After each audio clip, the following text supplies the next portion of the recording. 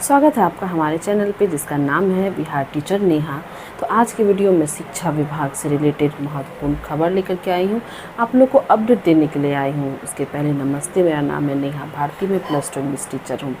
तो मैं जो हूँ ये सीरीज़ स्टार्ट की हूँ, जो भी दिन भर की इम्पॉर्टेंट खबर आती है या इम्पोर्टेंट लेटर निकलती है ऑथेंटिक, वो मैं आपके साथ शेयर करती हूँ। हालांकि ये न्यूज़ या खबर जो है आप तक पहुँच गई होती है या नहीं भी पहुँची होती है, मेरा काम रहता है उसको अपने शब्दों में, अपने लैंग्वेज में आप तक पहुँचाना, आपको समझाना। क्योंकि कमेंट आते हैं इंस्टाग्राम पे, मुझे डीएम आते हैं, तो इसलिए मेरा काम है कि बीइंग एन इन्फ्लुएंसर, मेरा काम है कि आपको कोई भी अपडेट अगर आती है, शिक्षा विभाग, जॉब अलर्ट, कुछ भी आती है, तो वो मैं आपके तक अच्छे से ऑथेंटिक न्यूज़ पहुंचाऊं।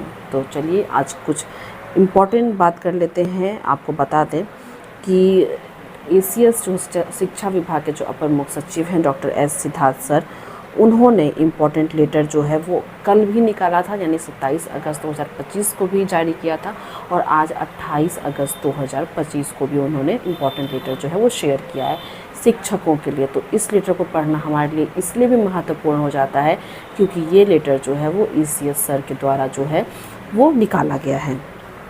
कल जो लेटर निकाला गया वो सभी डीईओ को निर्देश देते हुए निकाला गया है एसीएस सर के द्वारा, लेकिन इसमें हमारे लिए भी महत्वपूर्ण खबर होती है।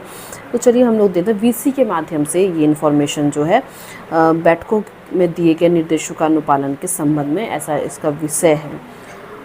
पहला इसमें पॉइंट है, कुछ बिंदुओं को जिसको कि ध्यान से देखने बोला गया है सभी डीईओ को। तो इसमें बहुत सारे पॉइंट है, तो कुछ समझते हैं हम लोग पॉइंट को लेकर के। जैसे कि विद्यालय में कितने टीचर की रिक्वायरमेंट है, प्राइमरी हो, मिडिल हो, अपर हो, कितने टीचर्स हर जगह रहने चाहिए, उस चीज़ को देखने बोला गया है सभी डीईओ को अपने ज़िले में। जैसे कि प्राइमरी टीचर स्कूल की बात करें तो वहाँ पे रिक्वायरमेंट ओनली 3 टीचर्स का है। प्राइमरी स्कूल में बोला गया है कम से कम 3 शिक्षक, और मिडिल में कम से कम 5 शिक्षक की उपलब्धता। अगर इससे ज़्यादा अगर किसी स्कूल में है तो हो सकता है उनका डेप्यूटेशन कर दिया जाए या फिर कुछ आगे निर्देश उसका आता है। तो यहाँ पे बोला गया सभी डीईओ को कि इस हिसाब से आप जो है वो देखिए कि प्राइमरी में 3 टीचर्स होने चाहिए, मिडिल में 5 टीचर्स होने चाहिए। दूसरा है वेतन भुगतान। बोला गया है कि अभी बहुत सारे टीचर्स जिनका ट्रांसफ़र हो गया है अदर जिला में, एलपीसी इन और आउट के चक्कर में उनकी वेतन जो है वो रुकी हुई है कई महीनों से। तो उसको लेकर के भी यहाँ पे निर्देश दिया हुआ है कि सभी स्थानांतरित शिक्षकों का एलपीसी इन आउट तुरंत करना, जो भी ट्रांसफ़र टीचर है, ट्रांसफ़र रोल का एलपीसी इन और आउट जो है वो तुरंत हो।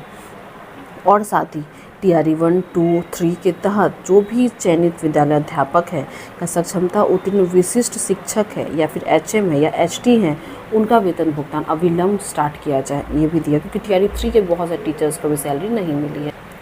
अब बात आती है विद्यालयों में निरीक्षण को लेके, जो भी इंस्पेक्शन होता है उसके बारे में भी यहाँ निर्देश दिया हुआ है। विभागीय पत्रांक यहाँ पे दिया हुआ है, पत्रांक संख्या में नहीं पढ़ रही हूँ, ये देखिए ऑथेंटिक लेटर है।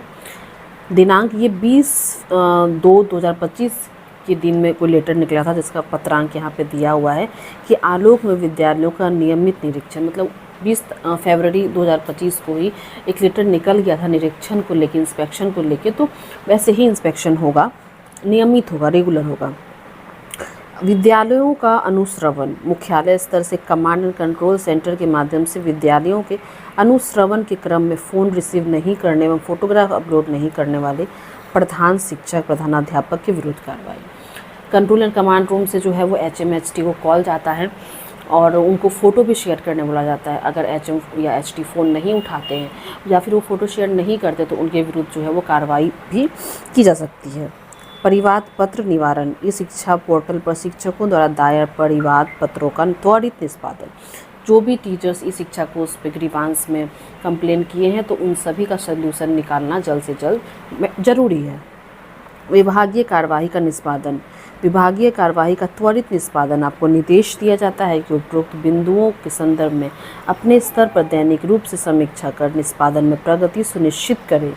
इन बिंदुओं पर प्रत्येक सप्ताह 2 बार मंगलवार एवं शुक्रवार समीक्षा मुख्यालय स्तर से की जाएगी। जो भी ऊपर में जितने भी पॉइंट मैंने बताए हैं, जैसे कि हर स्कूल में कितने टीचर रहने चाहिए, सैलरी को लेके, निरीक्षण को लेके, अनुश्रवण को लेके और ग्रीवांस पे जो आप ग्रीवांस किया उसका सोल्यूशन को लेके इन सभी का जो है वो जल्द से जल्द सोल्यूशन निकालना है। और वीक में 2 दिन आपका ट्यूसडे और फ्राइडे ये सब की समीक्षा की जाएगी आपका मुख्यालय स्तर से, ऐसा इसमें बोला गया। तो ये लेटर तो आपका कल निकला था, तो आज एक और लेटर निकली है, वो मैं आपको बता दूं। ये भी सभी डीईओ को लेकर के है सेवा में। विषय है इसका समय समय पर विभिन्न विषयों के शिक्षकों का फ़ोटो भेजने के संबंध में।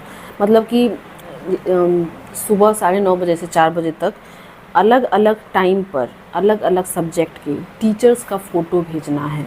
आप समझ सकते हैं किस हिसाब से जो है वो शिकंजा कसा जा रहा है, मतलब निरीक्षण को किस तरीके से मजबूत किया जा रहा है ताकि कोई भी शिक्षक जो है वो विद्यालय अवधि में विद्यालय छोड़ करके बाहर ना जाए। ये बहुत ज़रूरी भी है क्योंकि आए दिन ऐसी खबर आती है कि शिक्षक आते हैं, अटेंडेंस बनाते हैं और वो कोचिंग चलाने चले जाते हैं या फिर वो बाहर किसी काम से चले जाते हैं।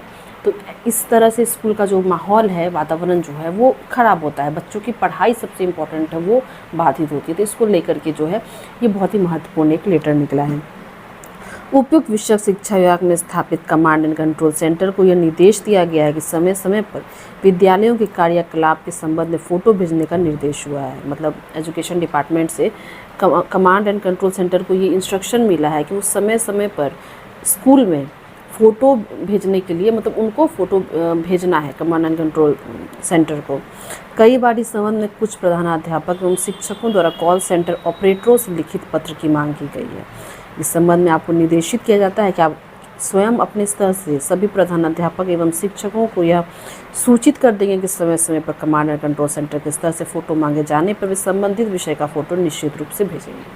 मतलब जब कमांड एंड कंट्रोल सेंटर से उनको जब फ़ोन जाता है एचएम को या टीचर्स को, तो वो वहाँ से निर्देश मतलब वो नहीं भेजते हैं। तो ऐसा बोला गया है कि जब आपको यहाँ से फ़ोन जाए तो फ़ोटो भेजने बोला जाए तो आप फ़ोटो भेजिएगा। जिस नंबर पर फ़ोटो भेजा जाना है वह कमांड एंड कंट्रोल सेंटर के कॉलर से समय समय पर अवगत कराया जाएगा।